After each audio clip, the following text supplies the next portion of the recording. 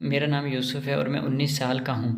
میں نے اپنی زندگی کے بارے میں بہت سے سہانے خواب دیکھے تھے، مگر ہمارے مالی اخراجات اتنے زیادہ تھے کہ بابا کو وہ پورے کرتے کرتے میری پڑھائی پر توجہ دینے کا وقت ہی نہیں ملا۔ ہوا کچھ یوں تھا کہ ان کے پاس پیسے اتنے نہیں تھا، نہ ہی میں اپنی پڑھائی کو لے کر کوئی آگے خواب لے کر چلتا تھا۔ اس لیے میں اب کالج جانے کے بعد گھر پر فارغ ہی بیٹھا ہوا تھا، تبھی بابا نے چچا سے بات کر کے مجھے ان کے ساتھ کام پر لگوا دیا تھا۔ چاچو کی مکینک کی شاپ تھی اور ان کی شاپ اچھی خاصی چل رہی تھی، جس سے ان کا گھر اچھے طریقے سے بھی چل رہا تھا۔ یوں بابا نے چچا سے بات کر کے مجھے بھی ان کے ساتھ شاپ پر لگا دیا تھا تاکہ میں بھی کچھ ہنر سیکھ لیتا۔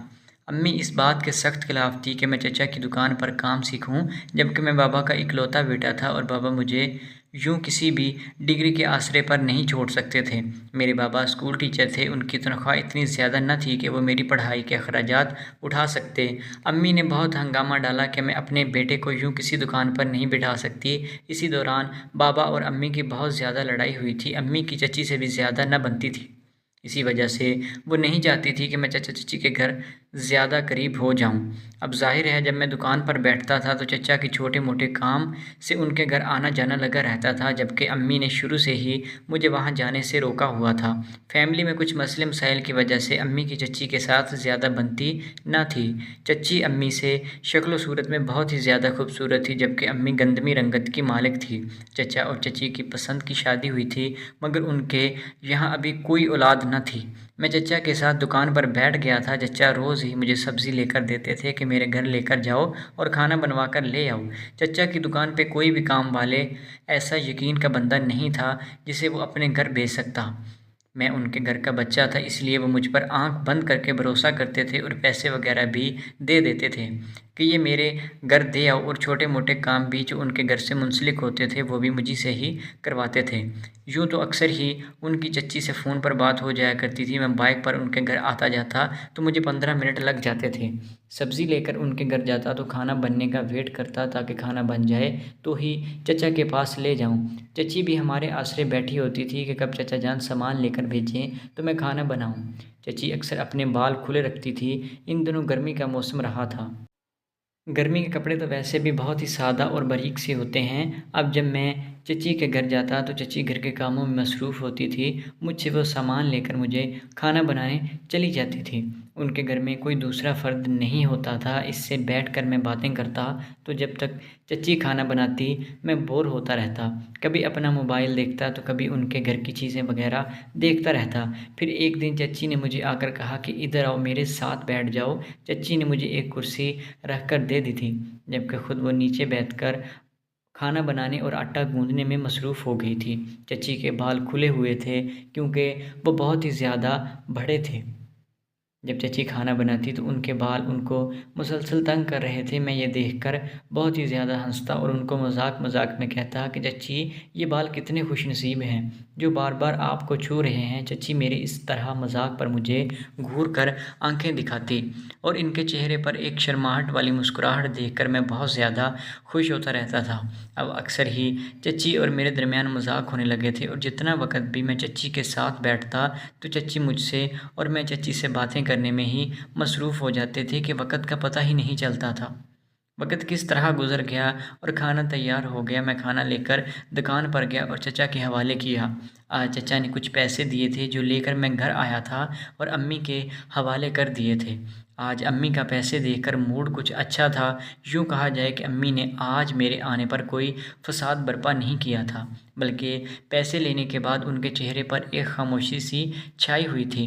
ابو کی تنخواہ سے تو 1 مہینے کا سودا سلف آتا تھا اور گھر کے بل وغیرہ پے ہوتے تھے، جبکہ عام روٹین میں گھر چلانے کے لیے امی کے پاس کچھ خاص پیسے نہ ہوا کرتے تھے۔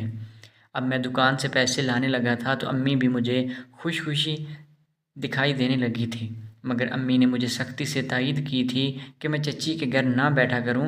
امی کو یہ خوف تھا کہ ان کا اکلوتا بیٹا چچی ان کے خلاف ہی نہ کر دے، اس لیے امی مجھے وہاں زیادہ دیر تک رکنے سے منع کرتی تھی، مگر میں امی کی بات نہ مانتا، بلکہ امی سے کہہ دیتا تھا کہ نہیں امی، میں زیادہ وہاں نہیں جاتا، چچی کا گھر ہمارے گھر سے بہت فاصلے پر تھا۔ دوسرے دن پھر چچا نے مجھے سامان لے کر سویرے ہی چچی کے پاس جانے کا کہا تھا۔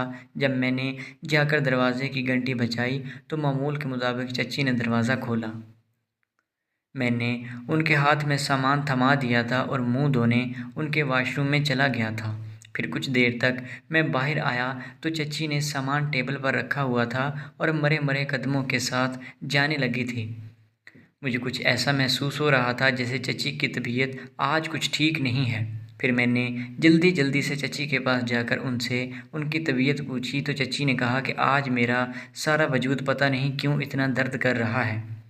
پھر میں نے چچی سے کہا کہ چچی اگر آپ کھانا نہیں بنا سکتی تو رہنے دیں، میں ہوٹل سے کھانا لے کر چچا کے پاس چلا جاتا ہوں۔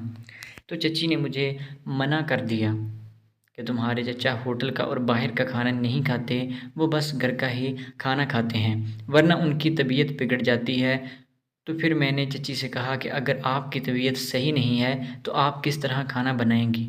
تو چچی نے مجھے کہا کہ میں دوائی کھا کر تھوڑا آرام کروں گی تو صحیح ہو جاؤں گی، تم فکر نہ کرو، بلکہ تم بھی بیٹھ کر یہاں پر آرام کرو۔ پھر چچی نے دوائی کھائی، میں نے پانی لا کر چچی کو دے دیا۔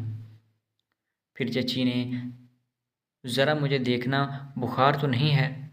پھر میں نے چیک کیا تو چچی کو بہت تیز بخار تھا۔ میں پریشان ہو گیا تھا کیونکہ چچی اب مجھے بہت اچھی لگنے لگی تھی۔ میں چچی کے ساتھ بہت زیادہ قریب ہونے لگا تھا، میں چچی کے لیے بہت زیادہ فکر مند تھا۔ میں نے چچی کو جلدی سے لیٹنے کے لیے کہا، چچی لیٹ گئی تھی اور میں فریج سے ٹھنڈا پانی نکال کر لے آیا تھا اور پٹیاں بھر بھر کے ان کے ماتھے پر رکھنے لگا تھا۔ چچی کی بیمار حالت مجھ سے دیکھی نہیں جا رہی تھی۔ چچی مجھے اپنے لیے فکر مند دیکھ کر مسکرانے لگی تھی اور کہنے لگی تھی کہ کبھی تیرے چچا نے بھی میرا اتنا خیال رکھا نہیں جتنا تم پریشان ہو رہے ہو۔